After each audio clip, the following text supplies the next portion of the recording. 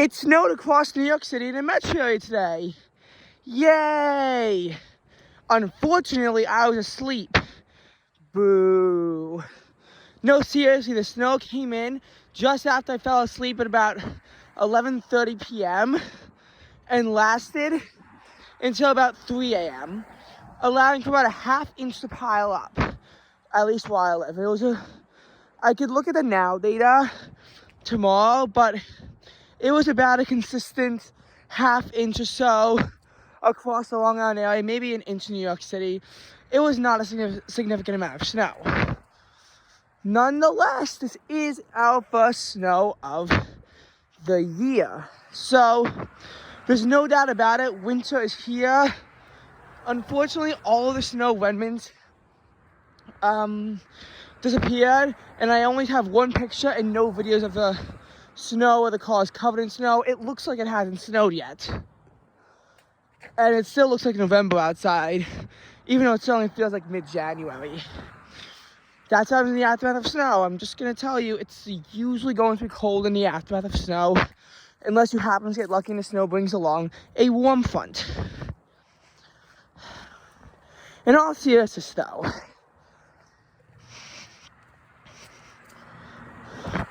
so we know that winter is here now. Winter is upon us. Even if not for the snow, it is still mid-December.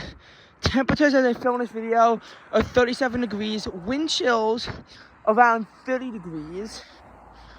So I want to talk about what I'm going to be doing over the winter and how am I going to plan for any of the winter storms that haunt us during the winter. Well, for the next 2 weeks, my life carries on as normal. My grandfather's birthday we're celebrating on Sunday, December 18th. So that should be an interesting day. I don't know what I'm doing on the 17th yet. The 24th, I have to catch a flight to West Palm Beach. I will be in southern Florida for the next 6 days. So if you want to see me make videos on that, then can't promise I can get out, but leave suggestions in the comment section below. Leave suggestions on what I should film. I already heard about the NBA game that I'm seeing on the 26th. I also know for a fact on the 28th I'm going to the Everglades. 26th I'm also sightseeing Miami. Just going through some other stuff that I do. Fort Lauderdale should be on the table. We should be going to Boca Raton. Fun fact about Boca Raton, the Boca Raton area was hit by an EF2 tornado during Hurricane Ian. So if anyone from Boca Raton ever tells you they were not seriously impacted by Ian, make sure you cite the tornado. Tornadoes are dangerous, and this EF2 tornado did quite a bit of damage. The NCDC results should be out in about a week to detail this. Anyway, the fun and games do end on the 30th when I fly back to New York. December 31st to January 1st, same annual tradition of me being at my grandparents' house and us watching the ball drop. Then I fall asleep and wake up at about 8 o'clock the next morning into the new year. January 3rd is when school begins again. So I'm not exactly sure what we do. We have one off day, January 17th for MLK Day. And you know, all that good stuff. By the way, I apologize for not making as many road videos as I used to, because I know I took a lot of places. In most cases, I did have a blurry camera angle, but in some cases, there really were no excuses. In any case, though, I'll try to get some in Florida if they exist. I don't know about the bridge situation in Florida, because I've never been to this part of Florida before. So, either during February or April break, I'm not sure what college tour I'm doing, but I'm doing a college tour. As much as it's only half an hour from Cornell to the Finger Lakes National Forest, I doubt I'm going to be going there. Oh, look, confirmation is 37 degrees outside. The reason why I can't confirm that I'm actually going to be going to the Finger Lakes National Forest is because they open on May 1st and close on December 1st. This essentially means that the Finger Lakes National Forest is closed on all breaks. And this pretty much means that we really can't line it up. So we'll see how it goes. It might just be that we have to combine Cornell with SUNY Oswego instead, and not go to this national forest after all.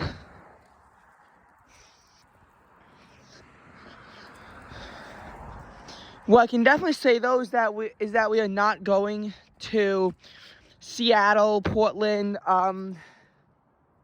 Vancouver like we did last year. I can definitely say that will not be happening. If we go on a tour, it's either going to be Delaware, Maryland, or it will be the upstate New York colleges, and even then, I'm not sure when it's going to be. I'm not sure what it's going to be or where it's going to be. February break this year starts on February 18th, and ends February 26th. On the 27th, we go back in school. April break, I'm not sure, because that revolves around Passover and the Easter holidays on, and I'm not sure. What I am pretty sure of, though, is that they will overlap. I'm pretty sure that they're going to overlap, because they usually do, in fact, overlap. Now, there should be some interesting stuff happening during the winter, but it all depends on the temperatures. And again, what I'm doing, depends on this. In the winter, we can't rely on winter letting loose its grip until late March. So now I do want to talk about this winter and the more serious stuff. What are the plans if we get stuck in a bad winter storm?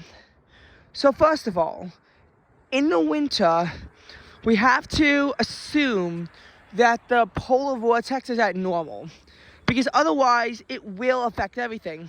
If very warm air is surging in, then this will mean that even the nor'easters, which normally bring snow and colder temperatures, will be bringing rain instead. If you have an interior tracking storm, this usually means rain and less snow. However, if the storm winds up passing to if the polar vortex happens to be really strong, is what I mean to say, sometimes you can still get a hefty amount of snow from a system that would ordinarily produce rain. They say that for a blizzard, the worst side to be on is the northwestern side. It really is the northeast, just like for any kind of tropical cyclone. The reason why we say the northwest is because that's where you're most likely to get snow. The northeastern side of the storm will usually be more rain and heavy wind than actual snow impacts. Although snow can absolutely still form on the northeastern side. And again, this is usually because sometimes storms take on different dynamics. It's not always the northeast side is the strongest. It can vary depending on the storm. So it all depends on the storm. So obviously very annoying things can happen with the storm track. If a storm makes landfall in, say, Rhode Island, it will lead to snow out here, big blizzard, and then rain up in Boston. That happened in early February last year. We figured out that me and my family are capable of shoveling up to 9 inches of snow out of our driveway. Past that, we probably need to hire someone, but if it's like 9 inches or less, we can probably do it ourselves, as tedious as it is going to be. Temperatures will also matter. And we, of course, need to not let the snow begin to pile up.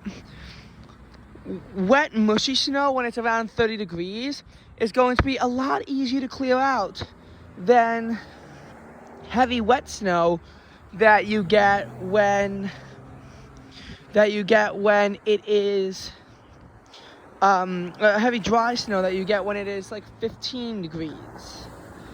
But that's all.